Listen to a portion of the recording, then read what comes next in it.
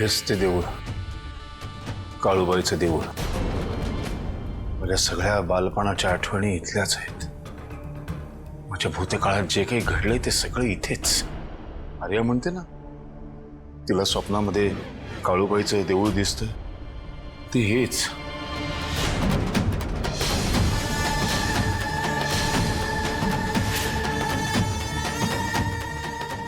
अविनाशच्या जुन्या आठवणी पुसून टाकण्याकरता मदत कर काळूबाई. आम्हाला इथे का आणलेस माहिती नाही, पण आमच्या मुलांची भेट घालून दे आणि ते जिथे असतील तिथे त्यांना सुखरूप ठेव. माफ करता येईल, पण हा पंडित अमोघचा हनुमान आहे आणि अमोघला दिलेला शब्द जीव गेला तरी तोडणार नाही. तुला सुखरूप ठेवायचं या पंडितनं वचन दिलंय. तू चल घरी चल, पहिल्यांदा मी तुला कुठं बी जाऊ देणार नाही. मला कुठेही यायचं नाहीये. मला कोणावरही विश्वास उरलेला नाही आता. अगं ताई ऐक ना. ए ताई, अगं ताई ऐक पण.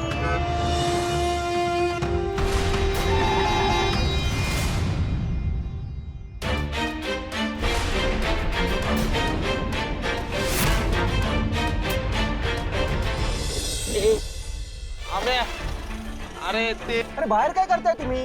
अरे आणि ही कशी बाहेर पडली? अरे आम्या आता बोलत बसू नको, आत बस आधी. ताई बस ना. आर्या बस आत.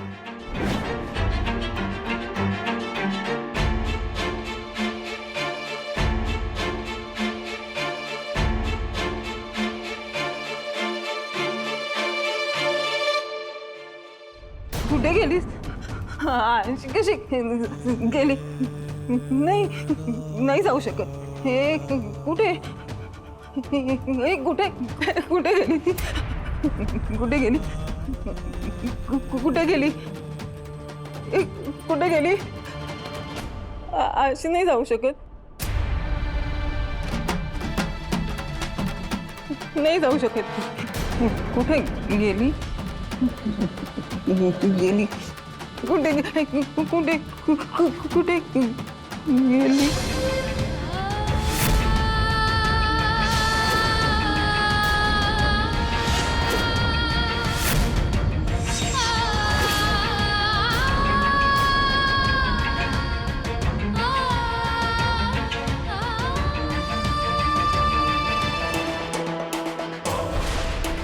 अशी कशी जाते? ही मुलगी मला ओळखीची वाटते. मुलगी? अरे ती लहान मुलगी नाही तर मोठी बाई आहे. नाही, पण मला ती मुलगी दिसते. तिला भेटलं पाहिजे. अविनाश, आपल्याला पोलीस स्टेशनला जायचंय मुलांना शोधायला, आणि ते जास्त महत्वाचं आहे. तेव्हा चल तू. अविनाश चल चल.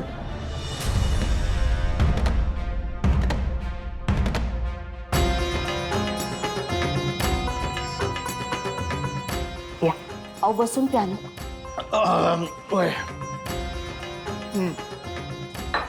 अमोघराचं कुठे? बोलवा त्याला. अहो ते गेले तुमच्या आईसाहेबांचं औषध आणाय. औषधा नाही आणि त्यो अहो पण आत्ताच जायची काही गरज होती वय? अहो पण अमोक कशाला हवाय तुम्हाला? मी काय विचारलं? ती मुलगी सापडली का? अमोघचं त्या पोरीशी लगीन लावायचंय. लगीन? अमोक राजांचं लगीन? होय. अहो काय? इकडे या. इथं बसा, सांगतो काय ते. काहीतरी बोलताय तुम्ही. जी मुलगी आपल्या जीवावर उठली आहे तिला या घराचं माप ओलांडून सून करून घ्यायची म्हणताय? गुरुजी म्हणतायत म्हणून. अहो पण गुरुजी म्हणाले ही पोरगी एक संकट हाय आपल्या घराच्या दिशेने येणार.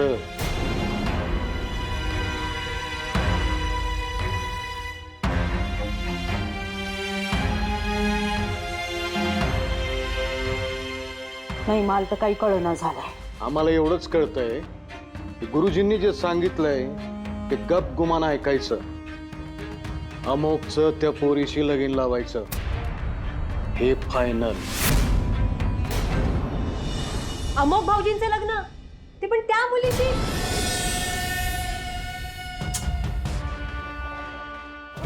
गप ना, तू एवढं मोठ्याने बोलतेस. दादासाहेबांनी मला बजावून सांगितलंय घरात कोणाला बी सांगायचं नाही. आणि तू कुणी मी? आता मी काही कुणी मी झाली वय तुमच्यासाठी? आपण का वेगळे आहोत का? म्हणून तर तुला सांगितलं ना. आपण ढीग म्हणू हो त्यांच्या लग्नाचे, म्हणजे गुरुजींनी सांगितले म्हणून. पण ती पोरगी कशी तयार होईल? नाही म्हणजे ती आपल्याला मारायला आली ना. तीच तर गंमत आहे. हा. हे तिला कुठं माहिती आहे? काळूबाईच्या हातातलं बावला ती बावलं. अहो तेच तर म्हणते मी, ती पोरगी कशी तयार होईल लग्नाला?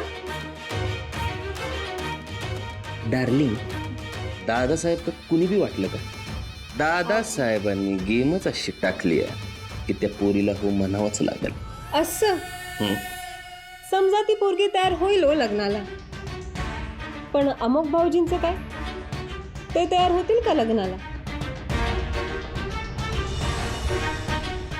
उगाच काय बी बोलू नका. नाही बाकी समजा ठीक आहे, पण पोराचं लगीन म्हणजे हवा आयुष्य जोडलं जातो. त्या पोरीचं घरदार काय, खानदान काय, एक वेळ ते बी मरू दे. पण जी मुलगी आपल्या सगळ्यांच्या जीवावर उठलीये तिलाच आपल्या घराची सून का म्हणून करून घ्यायची? आपला जीव वाचवण्यासाठी. अहो त्या पोरीपासून समजा घरातल्यांना धोका आहेच, पण सगळ्यात जास्त धोका तुम्हाला आहे. तरी मी त्या पोरीला मी माझी जाव म्हणून स्वीकारायचं?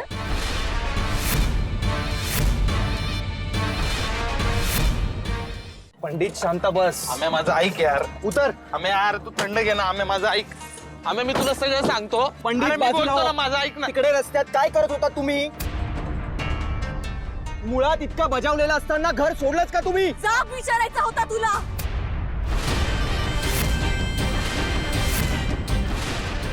काय? Come again? काय म्हणालीस? मला जाब विचारायचा होता. How dare you? आम्या शांता बस. ओरडू नकोस त्याला, माझ्याशी बोल. तुझ्या भावाने संकेतला लपवून ठेवलं आणि तू शोधण्याचं नाटक करत होतास हे कळलंय मला आता. विश्वासघात केलाय तू.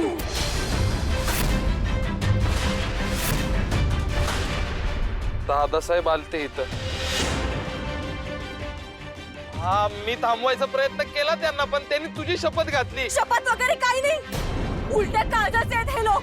हे ताई, हे ताई तू शांत हो ना ग. ए ताई, पंडित! ए आम्या तू पण थांब, बोललो ना तुला, थांब. बाजूला हो.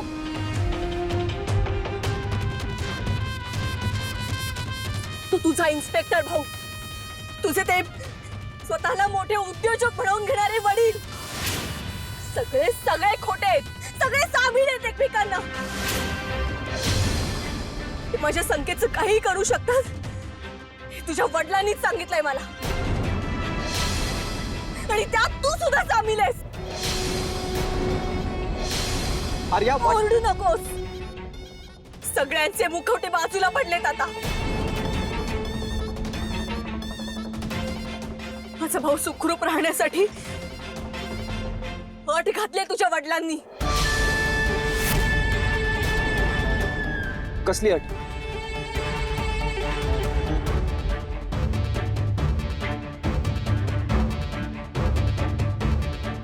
तुझ्याशी लग्न करावं लागेल तरच माझा भाऊ सुखरूप राहील.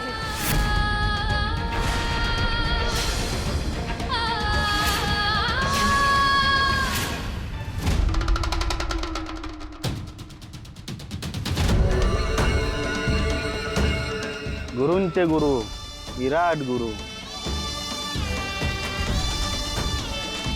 अरे काय करतोयस तू? गुरूंचं भस्म आहे. मी कुठलेही भस्म वगैरे लावत नाही.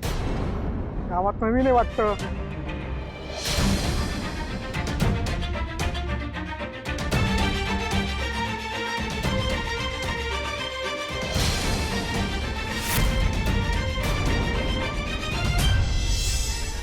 अविनाश, तुला हे भस्म लागत नाहीये.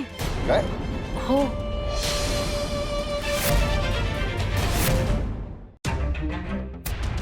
डोकं फिरलंय तुझं? Are you out of your mind? ए आम्या शांत बस. तुला शेवटचं सांगतोय मी पंडित. काय संबंध आहे तुझ्या आणि माझ्या लग्नाचा? माझंही तेच म्हणणं आहे, काय संबंध आहे? तू, तुझा भाऊ, तुझे ते वडील सगळे खोटे नाटक करतायत, सगळे एकमेकात मिसळलेत. सगळ्यांनी मिळून विश्वासघात केलाय आणि सगळ्यात जास्त तू विश्वासघात केलाय. तू असं खोटं नाटक करून माझ्या भावाला सोडवणार होतास? नाटक होतं हे सगळं. काय बोलते ही? काय बोलते? जेन्युअनली मदत करत होतो तुझी. मदत? ही असली मदत? तू, तुझा भाऊ, तुझे वडील सगळे जण नाटक करतायत. हे खोटं नाटक करून अडकवताय मला. तुला माहिती होतं, मी जेव्हा तुला व्हिडिओ दाखवला तेव्हा तुला माहिती होतं की तो तुझा भाऊ आहे. तुला माहिती होतं संकेत कुठे आहे, संकेत कसा आहे, कोणी बांधून ठेवले, सगळं माहिती होतं तुला. फक्त तू शोधण्याचं नाटक करत राहिलास. का? कशासाठी? माझ्याशी लग्न करण्यासाठी?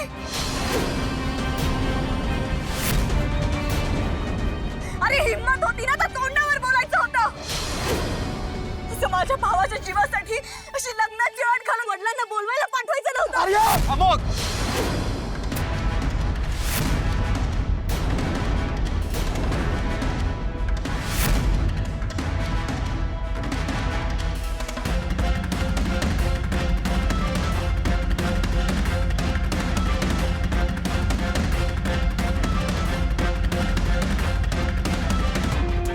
ताई ताई ताई तू शांत राहा ना. ए ताई तू तुझ्या सगळ्या प्रश्नांची उत्तरं आहेत माझ्याकडे, पण मी नाही देणार. मी खरा होतो, खरा आहे, आणि तुला केलेली मदत सुद्धा खरी होती. मला माहितीये जगात खरं खोटं मिसळलेलं असतं, पण त्यातला खरं काय आहे हे जर तुला कळत नसेल ना तर माझा नाईलाज आहे.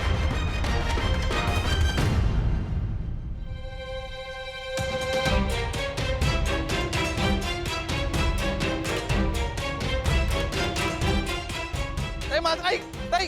पंडित, अरे आम्या अरे तू थंड घेणार आहे भावा. बाबा अरे आपण शांतपणे कपडे बोलून. घे तिला. आम्या अरे कुठं चालला तू?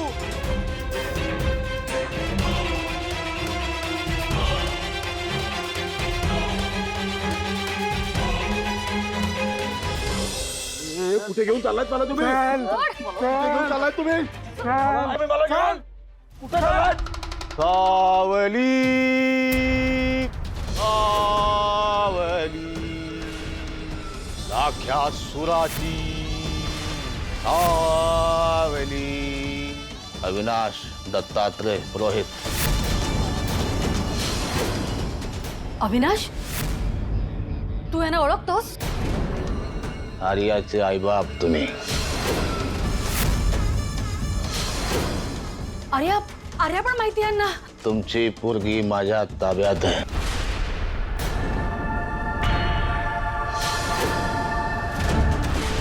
मला माझ्या मुलीला भेटायचंय.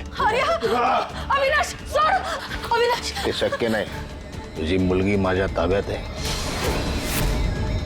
आणि आता तुम्ही दोघं सुद्धा म्हणजे आर्या ताब्यात माझ्या कायमचे. एकदा चटका बसल्यावर तू परत त्या गावात येशील असं वाटलं नव्हतं. मलाही वाटलं नंतर, पण आलोय मी माझ्या मुलांसाठी, आणि माझ्या मुलांना इथून घेऊन गेल्याशिवाय मी राहणार नाही, लक्षात ठेव. 20 वर्षांपूर्वी तुझ्या बापाचं मी काय केलं होतं आठवतं?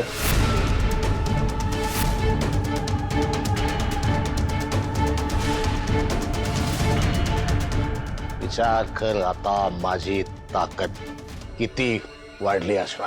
अरे तरी घाबरतोस तू मला. मला पकडून आणायला एवढे गुंड पाठवलेस म्हणून डांबून ठेवायच्या गोष्टी करतोस तू. माझ्या वडिलांना मारलंस ना त्यावेळेला मी तुला बघून असा थरथरत होतो रे. घाबरला होतास तू,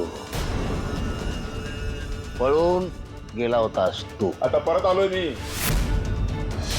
माझ्या वडिलांना मारलंस ना तेव्हा लहान होतो मी. तो लहान अविनाश आता राहिलेला नाहीये, लक्षात ठेव. आज तुझ्या समोर पुन्हा एकदा येऊन उभा राहिलो. घाबरलो होतो मी तुला. त्यावेळेला मला असं वाटलं होतं की तू काळूबाईपेक्षाही मोठा आहेस, पण नंतर लक्षात आलं की तू तर खूपच लहान आहेस रे. लहान कसला, क्षुद्र आहेस तू, क्षुद्र बेकार. बघ ना, आज माझ्यासारखा सर्वसामान्य माणूस सुद्धा तुझ्या समोर येऊन उभा आहे. ही माझ्या नकळत काळूबाईनं दिलेली ताकद आहे.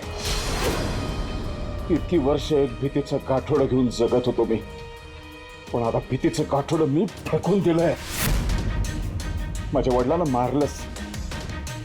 ते मरताना काय म्हणाले लक्षात आहे तुझ्या? विसरलास ना? माझे वडील मरताना म्हणाले होते की माझा वंश तुझा सर्वनाश करेल विराट. आता तुझा सर्वनाश अटळ आहे.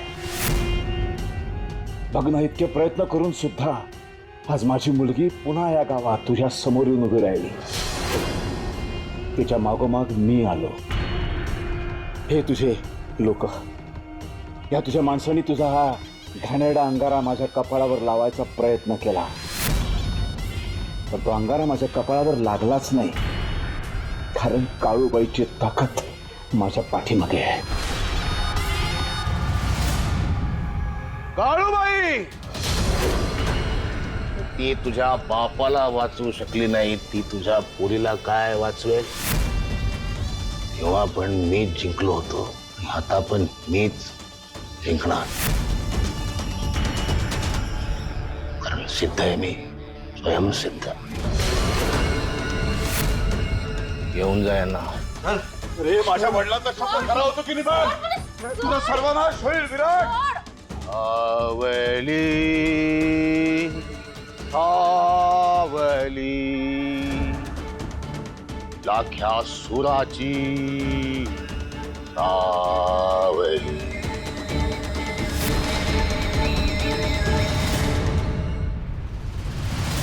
ब्लॅकमेल करताय तुम्ही त्या मुलीला.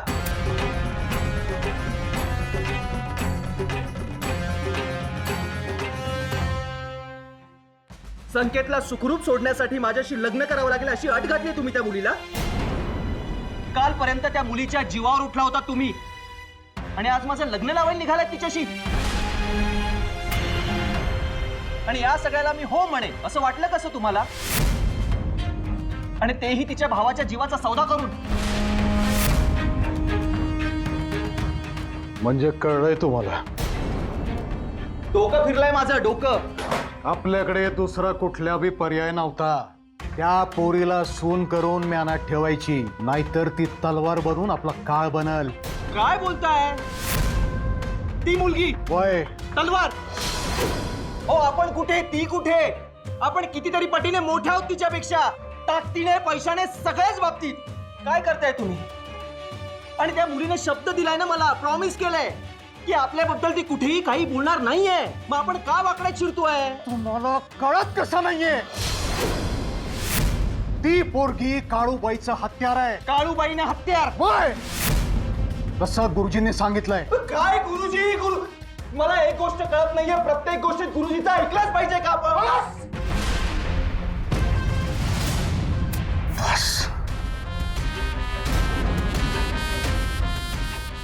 गुरुजींच्या बाबतीत एक बी वाकडा शब्द काढलात ना तर याद राखा, गुरुजी आमच्यासाठी देव आहेत. अहो, आंधळेपणाने का जगताय तुम्ही? का त्या माणसावर आंधळा विश्वास ठेवताय? कुठे गेला दादासाहेब पाटलांचा शहाणपणा, धूर्तपणा, हा सगळा मूर्खपणा? मग तोंड सांभाळून बोलायचं, कोणासमोर बोलतोय याचं ध्यान ठेवायचं.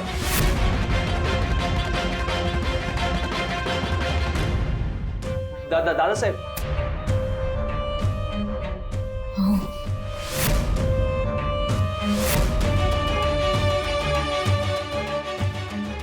आम्ही मूर्ख.